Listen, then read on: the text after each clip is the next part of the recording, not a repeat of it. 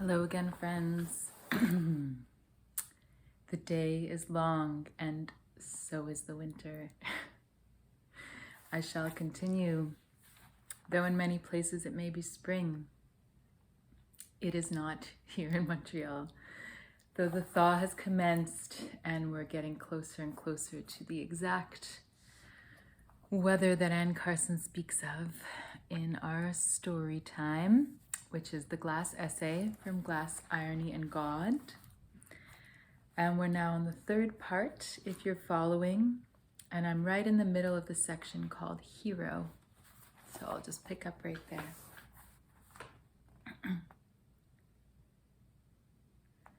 My father lives in a hospital for patients who need chronic care about 50 miles from here.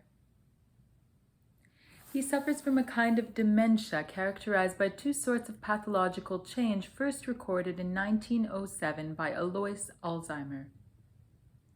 First, the presence in cerebral tissue of a spherical formation known as neuritic plaque, consisting mainly of degenerating brain cells.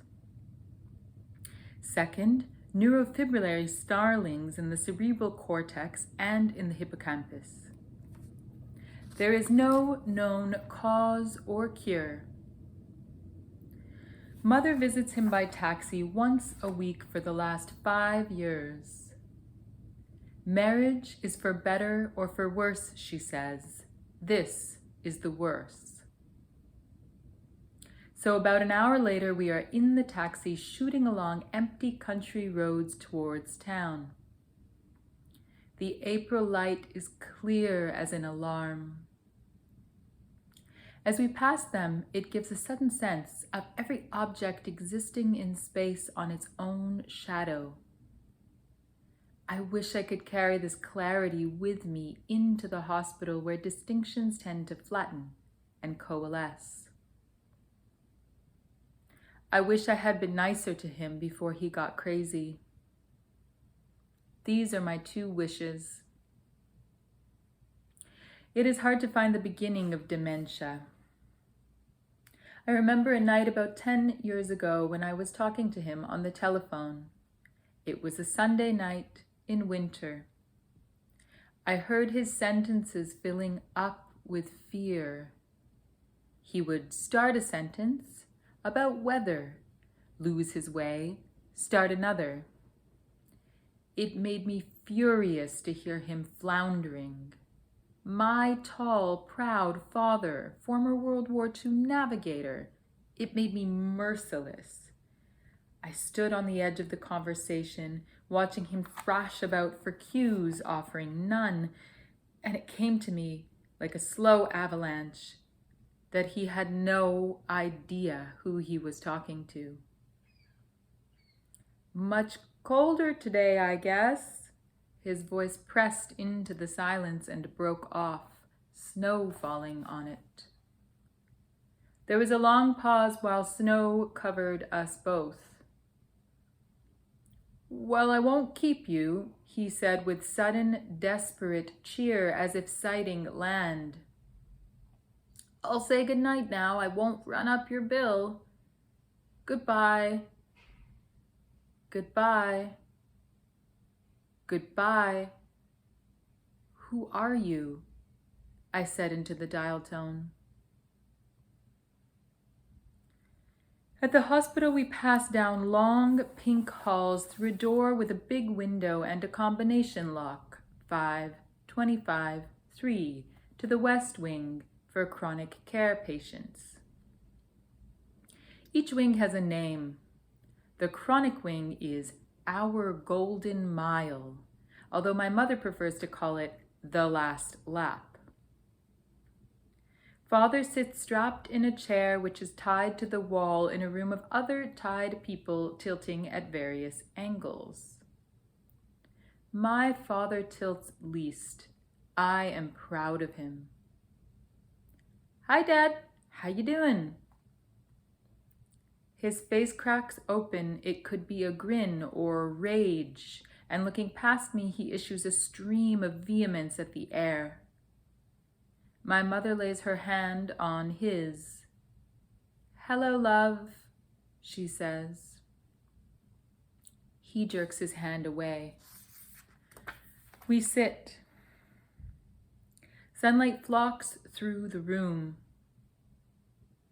My mother begins to unpack from her handbag the things she has brought for him: grapes, arrowroot biscuits, humbugs.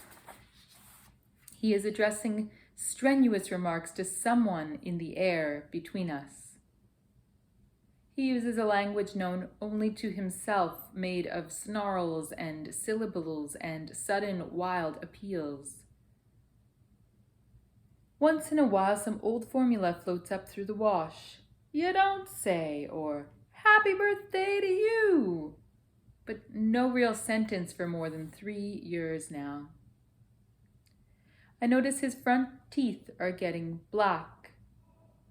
I wonder how you clean the teeth of mad people. He always took good care of his teeth. My mother looks up. She and I often think two halves of one thought. "Do you remember that gold-plated toothpick you sent him from Harrods the summer you were in London?" she asks. "Yes, I wonder what happened to it. Must be in the bathroom somewhere." She is giving him grapes one by one. They keep rolling out of his huge, stiff fingers. He used to be a big man, over 6 feet tall and strong, but since he came to hospital, his body has shrunk to the merest bone house. Except the hands. The hands keep growing, each one now as big as a boot in Van Gogh. They go lumbering after the grapes in his lap. But now he turns to me with a rush of urgent syllables that break off on a high note. He waits, staring into my face. That quizzical look, one eyebrow at an angle. I have a photograph taped to my fridge at home. It shows his World War II air crew posing in front of the plane, hands firmly behind backs, legs wide apart, chins forward. Dressed in the puffed flying suits with a wide leather strap pulled tight through the crotch. They squint into the brilliant winter sun of 1942. It is dawn. They are leaving Dover for France. My father on the far left is the tallest airman with his collar up, one eyebrow at an angle. The shadowless light makes him look immortal, for all the world like someone who will not weep again. He is still staring into my face. "Flaps down," I cry. His black grin flares once and goes out like a match.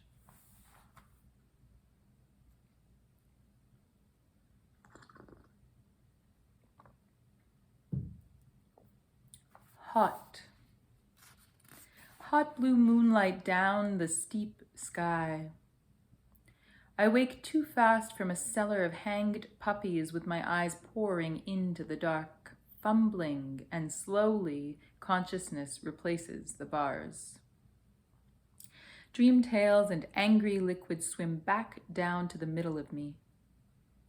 It is generally anger dreams that occupy my nights now. This is not uncommon after loss of love, blue and black and red blasting the crater open. I am interested in anger. I clamber along to find the source. My dream was of an old woman lying awake in bed. She controls the house by a system of light bulbs strung above her on wires. Each wire has a little black switch. One by one, the switches refuse to turn the bulbs on. She keeps switching and switching in rising tides of very hot anger. Then she creeps out of bed to peer through lattices at the rooms of the rest of the house. The rooms are silent and brilliantly lit and full of huge furniture beneath which crouch small creatures, not quite cats, not quite rats, licking their narrow red jaws under a load of time. "I want to be beautiful again," she whispers. But the great overlit rooms tick emptily as the deserted ocean liner, and now behind her in the dark, a rustling sound comes. My pajamas are soaked. Anger travels through me, pushes aside everything else in my heart, pouring up the vents. Every night I wake to this anger, the soaked bed, the hot pain box slamming me each way I move. I want justice, slam. I want an explanation, slam. I want to curse the false friend who said I love you forever, slam. I reach up and switch on the bedside lamp. Night springs out the window and is gone over the moor. I lie listening to the light vibrate in my ears and thinking about curses. Emily Bronte was good at cursing. Falsity and bad love and the deadly pain of alteration are constant topics in her verse. "Well, thou hast paid me back, my love, but if there be a God above, whose arm is strong, whose word is true, this hell shall wring thy spirit too." The curses are elaborate. "There go, deceiver, go! My hand is streaming wet. My heart's blood flows to buy the blessing, to forget. Oh, could that lost heart give back again to thine, 1/10 part of the pain that clouds my dark decline?" But they do not bring her peace. Vain words, vain frenzied thoughts, no ear can hear me call. Lost in the vacant air, my frantic curses fall. Unconquered in my soul, the tyrant rules me still. Life bows to my control, but love I cannot kill. Her anger is a puzzle. It raises many questions in me. To see love treated with such cold and knowing contempt by someone who rarely left home, quote, except to go to church or take a walk on the hills, Charlotte tells us, or who had no more intercourse with Haworth folk than, quote, a nun has of the country people who sometimes pass her convent gates. How did Emily come to lose faith in humans? She admired their dialects, studied their genealogies, quote, but with them she rarely exchanged a word. Her introvert nature shrank from shaking hands with someone she met on the moor. What did Emily know of lovers' lies or cursive human faith? Among her biographers is one who conjectures she bore or aborted a child during her 6-month stay in Halifax. But there is no evidence at all for such an event, and the more general consensus is that Emily did not touch a man in her 31 years. Banal sexism aside, I find myself tempted to read Wuthering Heights as one thick, stacked act of revenge for all that life withheld from Emily. But poetry shows traces of a deeper explanation. As if anger could be a kind of vocation for some women. It is a chilly thought. The heart is dead since infancy, unwept for let the body go. Suddenly cold, I reach down and pull the blanket back up to my chin. The vocation of anger is not mine. I know my source. It is stunning. It is a moment like no other. When one's lover comes in and says, I do not love you anymore. I switch off the lamp and lie on my back, thinking about Emily's cold, young soul. Where does unbelief begin? When I was young, there were degrees of certainty. I could say, yes, I know that I have 2 hands. Then one day I awakened on a planet of people whose hands occasionally disappear. From the next room, I hear my mother shift and sigh and settle back down under the doorsill of sleep.